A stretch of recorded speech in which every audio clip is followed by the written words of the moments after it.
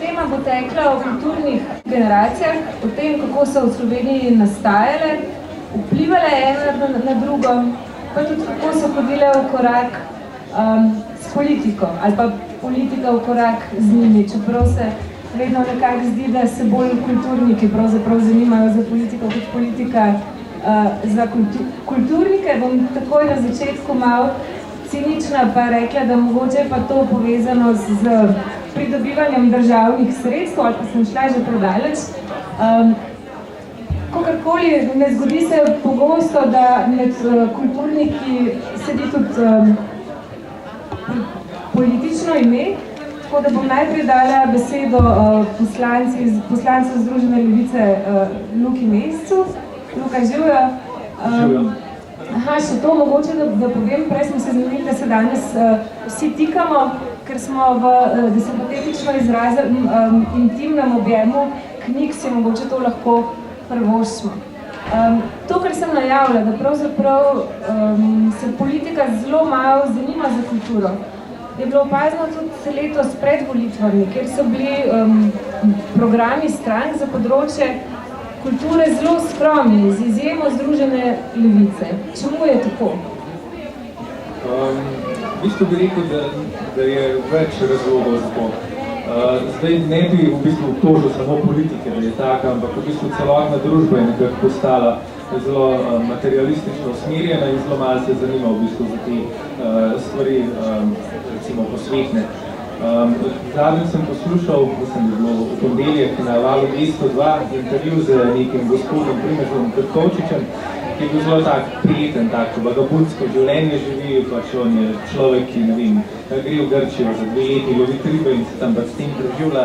Mislim, nima tako nekega odnosa, kot bi sam rekel, pač do denarja, pa do te materialnosti, ampak je rekel, da tako, po 90-ih se je v Sloveniji ustvarjalo ozračje, kjer je tudi človek, kot je on, v bistvu naenkrat tako, ne vem, mogel odpreti svojo firmo, si kupiti nek avto, ki mu je želel 15 litrov benzina in tako naprej, skratka, pač nekaj tak pohled pa materializem je takrat celo družbo pograbil in to traja še danes, oziroma jaz bi rekel, da se s krizo mogoče to celo zaostruje, ker zdaj vidimo pač, da za krizo obtožujejo javni sektor, čeprav pač nič nima s tem. Del javnega sektorja je pač po tej definiciji tudi kultura. Javni sektor se pač dojema kot porabnika, privatni sektor pa kot proizvajalca. In potem pač pravijo, da je enostavno, kot so rekli že latinci včasih, najprej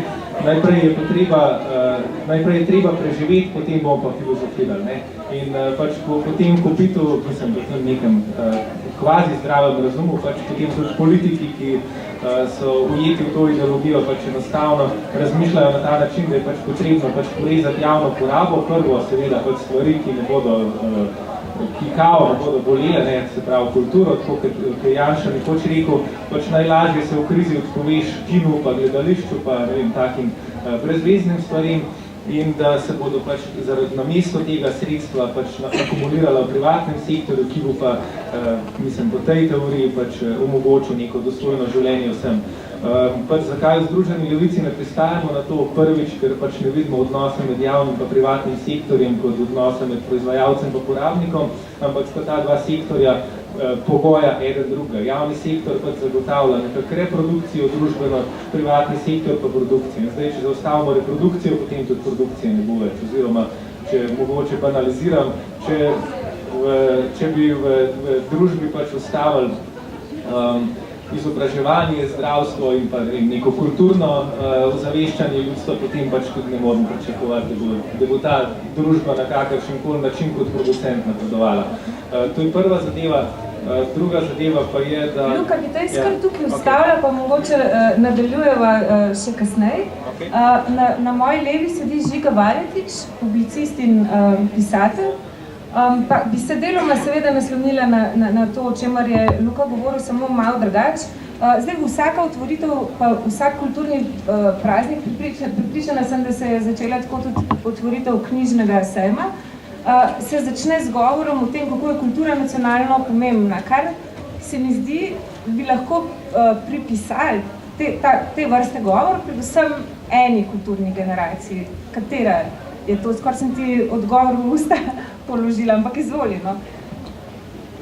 Ne, saj v bistvu ne vem, mislim, do neke mere kultura je seveda nekaj za vsak narod zelo pomembnega in Churchill je rekel, ko so ga posred vojne vprašali, so rekli, hoteli so mu porezati proračun za kulturo do konca, ker je pač bilo treba dati za druge stvari, v vojni so druge stvari nujnejše. Eno ne rekel, ni šans, zakaj se pa pol sploh borimo.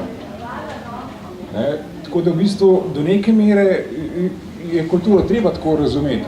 Tako da mislim, je pa seveda ta v bistvu nacionalnost v kulturi, mislim, da kultura mora biti, je glasnik odprtosti.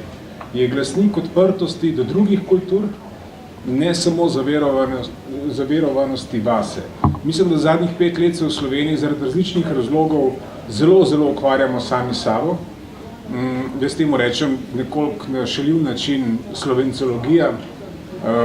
Beremo kolumne, vsi romani, kolumne, vse poln televizijskih oddaj je, ko se sam o sebi sprašujemo, sam Slovenci.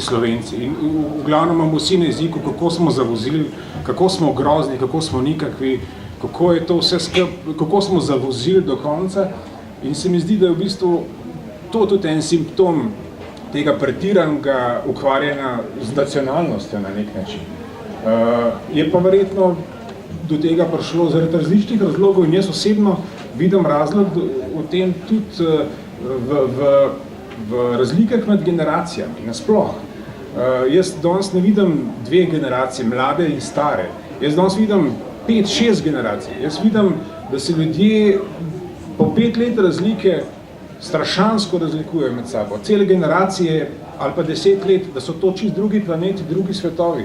In da imamo težave mogoče, če že govorimo o nekih naših kolektivnih slovenskih težavah, tudi v komuniciranju med generacijami, ker danes se razume komuniciranje med generacijami samo to, da vnučki učijo babice pa detke interneta. To je zdaj neka, to je edini most medgeneracijski, ki ga nekako vozimo, ki ga nekako uporabljamo. Mislim, da je absolutno premalo in da je to tema, ki jo je treba odpreti. Ne rečem, da je to temeljni problem naše družbe, ampak mislim, da je to nekaj, kar nam lahko rešitve do neke mere prinese. Ja, 2 ali pa 3 teme imamo pa v resnici zelo malo časa, kulturo, generacije in še politiko zraven. Na sredini sedi gospa dama Jelka Ovaska, prevajalka s finščine, tudi pisateljca, lep čas življenja preživela na Finskem, tudi v Španiji, tako da ste z nekim pogledom od daleč. Vidiš, pri tebi me pa vse ima, da bi te vikala. Lahko zelo dobro motriš stanje v slovenski kulturi, ampak kar bi te vprašali je pravzaprav tisto, česar se tudi v svojem romanu dotikaš, to je se pravi obdobje pred tranzicijo in po njej. Kako smo pred tranzicijo govorili in mislili kulturo in kako jo zdaj? Ja, točno to, dva različna pogleda na kulturo bivanja, sobivanja in obnašanja in sploh delovanja v družbi sta prikazana v mojem tem drugem romanu Lovke, ki je pravzaprav tajkunski thriller in po eni strani prikazuje obnašanje in padec vseh vrednot po tranziciji, na drugi strani pa istočasno meščansko razgledano, izobraženo družino, ki še nekaj da na vrednote. In seveda se tukaj roman krešeta te dva pola in ta pol, ki želi priti do resnice in pravice, pač zmaga, v redu. Po moje bi moral. Ampak jaz bi povedala nekaj iz moje mladosti. Jaz sem rasla pač v socialistični Sloveniji in moram reči, da pri nas doma je bila približno taka družina, kjer smo dali nekaj na kulturo, absolutno, ker je bila tudi dostopna vsem zelo lahko. To se pravi, kljub temu, da sem oče bil v službi, smo mi vse predstave, bili vse koncerte poslušali, na razstavah bili ni da ni. In pri nas je bilo nekaj, smo dali na vrednote čast, dostojanstvo, integriteta zelo veliko. Pa moram reči, da smo bili tudi nekako ponosni, da smo Slovenci. Zdaj, Slovenci pač, ampak kot narod, da smo pridni, delovni, pošteni, da nekaj veljamo po tej plati. Sama podoba je bila dokaj velika. Tudi v šoli, recimo, smo govorili o partizanstvu. Jaz sem bila ponosna na partizane, ne vem, šele zdaj se mi zdi, marsikaj čuden zveni, ne vem, jaz še zmeri tega ne razumem, ampak jaz sem bila ponosna, da se je majhen narod tako uprl takrat, tako množično.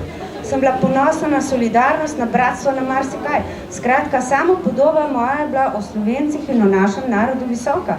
Potem sem živela na Finskem in sem videla, da je pa njihova še bolj visoka. Da oni pa še več dajo na poštenost, integriteto in na skupno dobro, čeprav so živeli v kapitalizmu, dobro, socialnem, zelo socialno urejenem. Ampak to se mi je zdelo zelo dobro, kar se pa kulture tiče. Je pa tako, da oni pa res dajo veliko na kulturo, kot država in kot vsi. In to se je obrestovalo. Finca nesrečen, da ne bi poznal svojih avtorjev, bral z finskih knjig. Na lestvici najbolj branih vsako leto so prve absolutno finske, pa ne moram reči, da so bistveno boljše od naše. Ampak Finci imajo svojo kulturo radi, se ji posvečajo. To je za njih nekaj, kar jih ohranja kot narod, absolutno, oni so veliko mehni. Samo še enkrat to, kar jih je kot nas, ne? Mislim, to primerjavo sem hotela povedati in država jih podpira vse veje kulture, da o literaturi sploh ne govorim, s subvencijami, s tem, da so lastni avtori promovirani čez vso mero in zato so tudi tako znani. Najbolj brane knjige so zato finske, najbolj sposojene so finske. In nekaj na tem, in ljudje imajo radi svojo kulturo, podpirajo vse, da ne govorim, kako so ponosni na svoj narodni ep Kalevala, iz katerega vse veje umetnosti črpajo neusahljive vire za svoje dejavnosti. Jaz sem vsem pripričana, da imamo tudi Slovenci radi svojo kulturo, dokaj se že knjižni ljudje, jaz govorim o podpori državni. Bom spet rekla, bomo se še vrnili, pa bom spet preskok naredila. Namreč naša država je bila izbojevana, kot se reče, s peresom in ne z mečem. Te osamosvojiteljske zgodbe pravzaprav še danes so v ospredju ne samo na političnem parketu, ampak tudi v kulturi. Kako jih ti vidiš in kako gledaš na njih? Ali pa kar izvod? Ja. V bistvu tako bi rekel, imam nekoliko dvomen odnos do tega. Zdaj ta osamosvojitev leta 1991 je podobno kot dogodki leta 1945, pač neka, recimo, pač politična točka, na podlagi katere pač in tradicionalna levica in desnica pa zdaj črpata ti svoje mite in legende in pač si prilaščata osamosvojitev tako in drugače. Mislim, s čimer se pač mi nekako nočemo ukvarjati, ampak hočemo bolj s pogledom gledati v prihodnost. Tukaj bi mogoče se vrnil na to, kar si ti prej rekla, ne? Mislim, kaj je v Sloveniji problem? Mislim, da je bil problem to, da pač projekt slovenski zadnjih 25 let je bil, se pravi, ekonomsko dohititi Zahod in v bistvu pač suvereni, pa samostojni, pa tako naprej. Bomo takrat, ko bomo vsi imeli pač velike nemške avtomobile, nemške plače in tako dalje, ampak zdaj pač vidimo, da se to ni šlo in verjetno pač je del zgodbe, tudi to pač, da je bila cela zgodba pač na napačnih temeljih osnovana. Ne bi rekel, da tukaj je samo politika zabredla, ampak mislim, da že ta v bistvu pač kulturna srednja nekako v 80-ih je zbudila to sanjarjenje pač o neki mitološki Evropi, ki bo, ne vem, pač Slovenijo potegnala iz balkanskega brezna.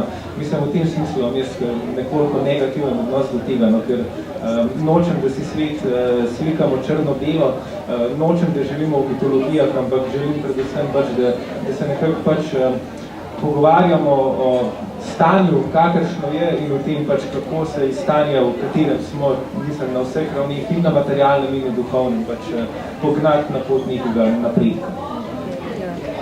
Žiga, ti si predstavnik tiste generacije, ki je v odraslost stopila ob osamosvojitvi.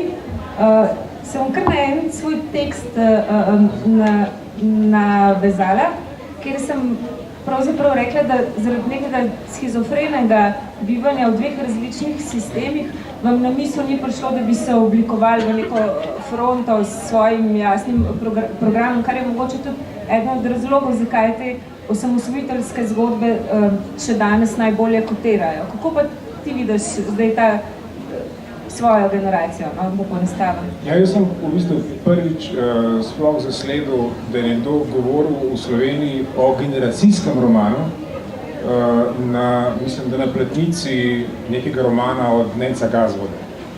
Je bilo to zame čisto nekaj novega, ker enostavno se mi je zdelo, da se pred tem nekako ni toliko razmišljalo nekaj o generacijah. To se pravi, jaz sem 18 let bil star, ko se je osamosvojitev zgodila, to se pravi, odraščal sem v socializmu, a ne, na nek način smo si želeli nekaj več, mogoče, ja, to, kaj je Luka rekel, v materialnem smislu, ne, pač niti olivnega olja takrat ni bilo, ne, pa smo si želeli recimo vsaj to, ne, ampak bilo je zelo lepo in v enih stvarih je tudi danes lepo in v enih stvarih takrat je bilo grozno in v enih stvarih je danes grozen. Jaz sem generacija, ki je skeptična do obojega. Jaz sem skeptičen in do socializma in do kapitalizma. Jaz nisem ne za eno, ne za drugo. Niti zares proti ne. Nekako se mi zdi, da je mogoče moja generacija malo bolj prežeta s tem duhom. Čeprav konec koncev smo bili po mojem mi tisti, to se pravi današnji 40-letniki, ki smo inicirali ustaje v Sloveniji. Mislim, da niso bile mlajše generacije tiste, ki so to naredile.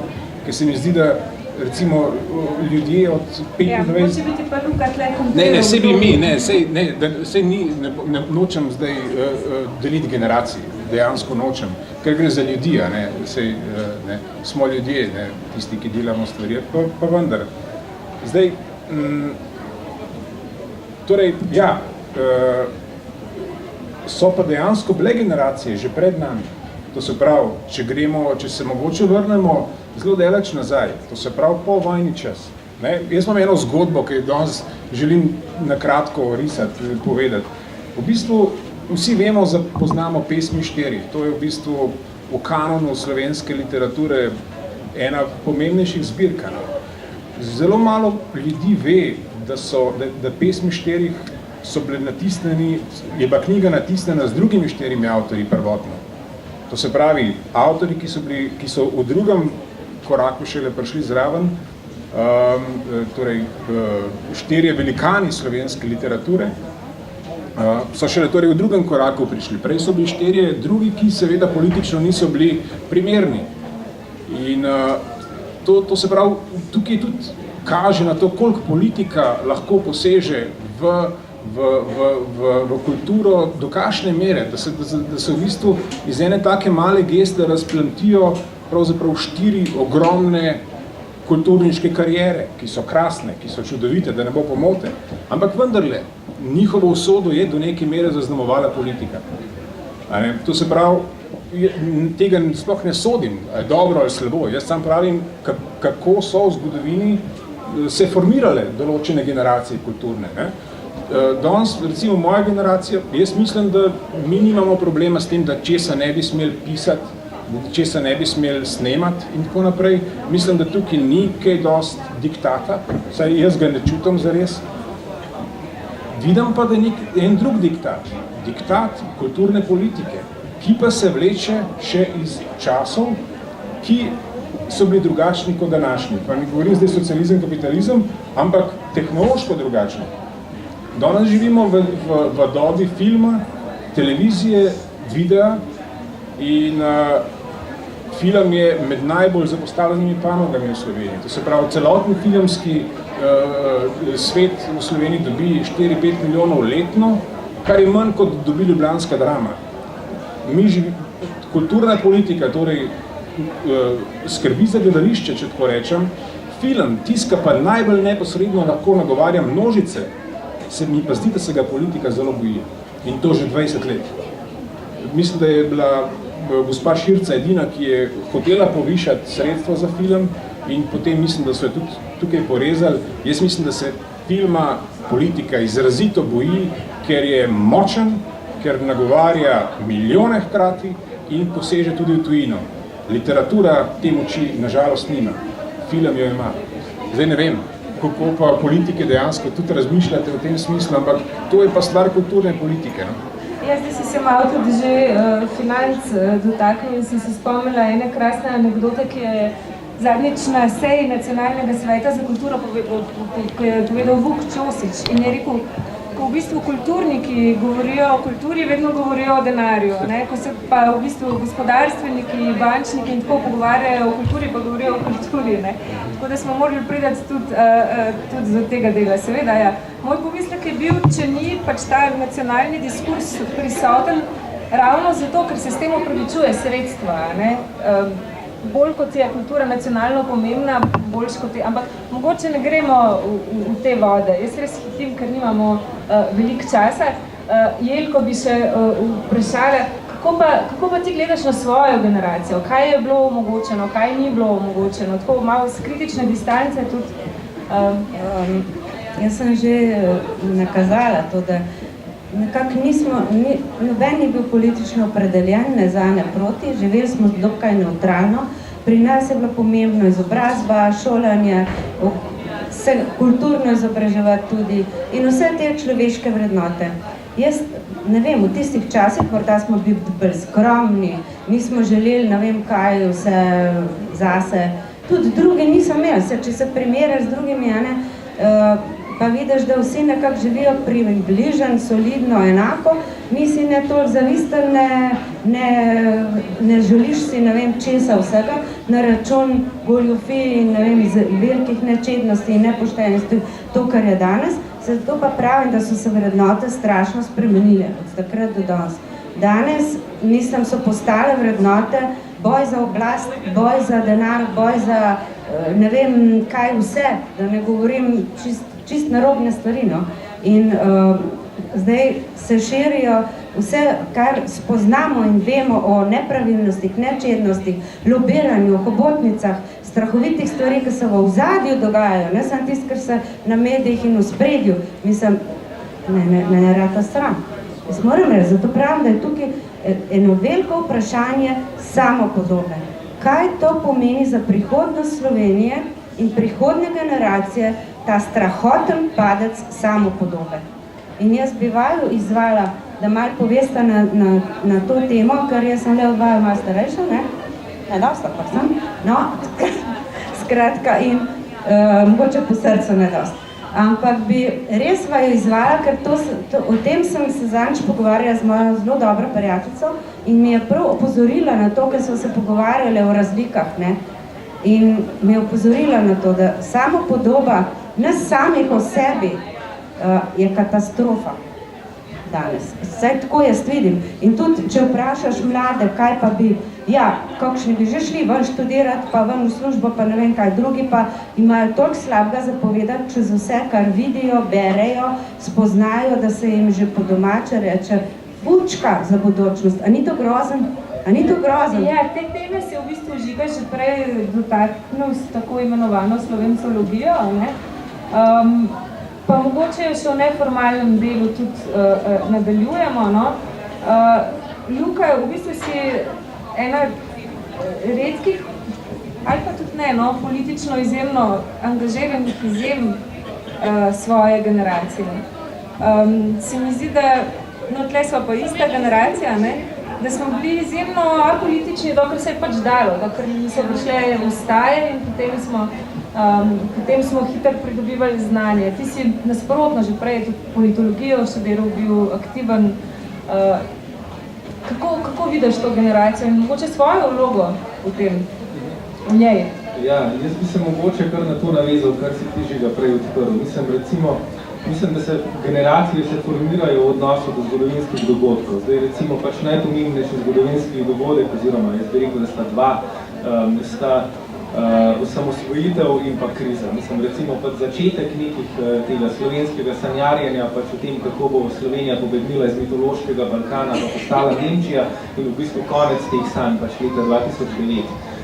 Zdaj, kako se generacije formirajo v odnosu do tega, bi rekel, da smo tukaj v bistvu nekako 3 generacije. Pač, recimo ti, Jelka, si večkrat izpostavila ta svoj pozitiven odnos recimo do socializma, ker si ga že videla pač in živela recimo prej v 70-ih pač si imela pač neko popolnoma drugačno zgodovinsko izkušnjo s tem, kot da je imel recimo Žiga, ki je pač predvsem pač ga doživel v 80-ih, se pravi pač v časih njegove krize, hiperinflacije, par pomankanja, tako naprej. Medtem, ko recimo jaz pa Diana nimava sploh tega zgodovinskega spomina, oziroma saj jaz se ne spomnim prvih svojih 3 let, ne vem, kako je bilo takrat.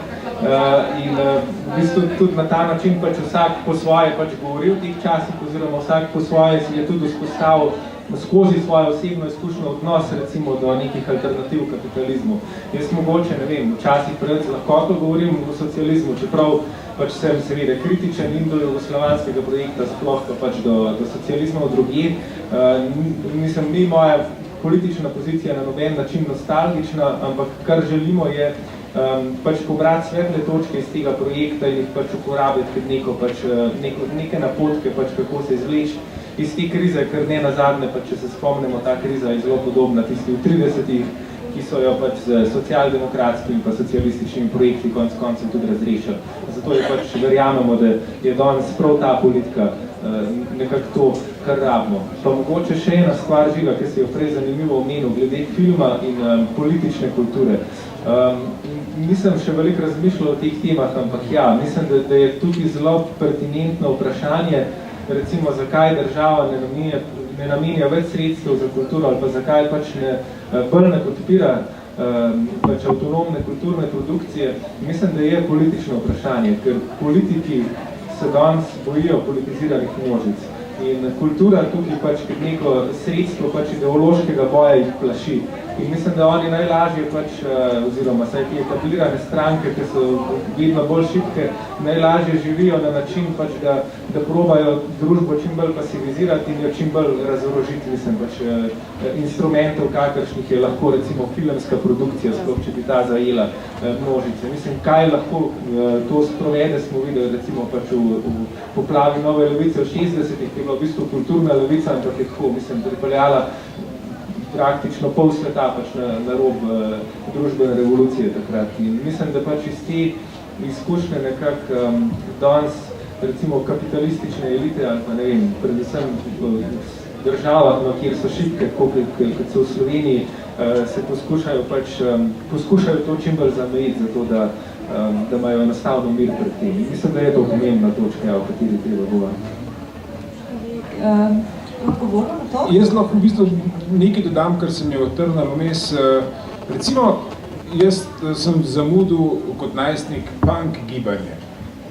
To so bili recimo, to so fantje, ki so samo 5 let starejši od mene. 5 let. Tudi padel sem potem, ne vem, v Nirvano, pa Pixies, pa Cure, v Darkerstvo in tako naprej, ampak punk sem zamudil. In kaj je bil punk?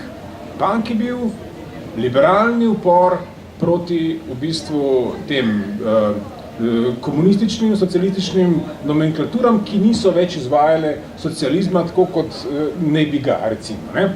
In to je bilo, ampak to je bil generacijski upor mladih, ki so zmoreli. Enostavno se klelo je, vrelo je in je prišlo ven. Ne? Jaz sem to recimo zamudil. Zdaj, če danes pogledamo, kje je danes ta generacija, to je mladina. To je mladina, to je časnik Mladina. Jaz sem reden bralec Mladine, žal mi je, da je edini levi tednik v Sloveniji, ampak vendarle, to je Mladina. Ne? In Mladina ima slogan beri Mladino, bodi proti. Oni niso za nič, oni so proti vsemu. Torej, ko je treba reševati, recimo, progresivni časopisi in tedniki v Evropi, levičarski, so zelo zaveščeni recimo glede podnebnih sprememb, glede zelenih vprašanj. Mladina nima nobenega stališča glede tega. Recimo, in oni so, za moje pojme, v določenih momentih, oni so še zmeri v punk gibanju, ker tisto, kar v mladosti doživimo, to se pravi v tem najstniškem obdobju, ko nas hormoni najbolj v bistvu drmajo, ko nas v bistvu, ko prehajamo iz nekega mladostnega v neko polodraslo dobo, takrat smo najbolj dovzetni za stvari in tistega se tudi najbolj spominjamo, tisto najbolj ostane z nami, se meni zdi. Ne? In tako, kot je Luka rekel, so te prelomnice, ki nas zaznamujejo tako ali drugače. Ne? Tako da v bistvu tukaj zaradi tega govorim, zakaj sploh govorim? Zaradi tega, ker dejansko so to na 5 let, na 10 let so te razlike zelo velike. Mi smo, veliko enih prelomnic se je zgodilo, ne? In se dogaja še vedno. Ne? Kriza je bila recimo zadnja taka. Mislim pa, če se navežem na tisto, kar si ti prej rekla, torej, da mlajše generacije niso toliko spolitizirane, oziroma toliko, jaz do 30 leta me politika sploh ni zanimala. Čist mi je bilo vseeno, kakšna nacija, kakšno slovenstvo, recimo. Ne? In v bistvu, jaz ravno obratno mislim, da današnja mladina je zelo spolitizirana. Ker oni že 5 let poslušajo iz vseh zvočnikov te države o politiki, oni znajo našteti ministre. Jaz tega, meni se sanjali, mi pa STM v osnovni šoli so nas vprašali, jaz nisem imel blage veze, kdo je zdaj minister za karkoli.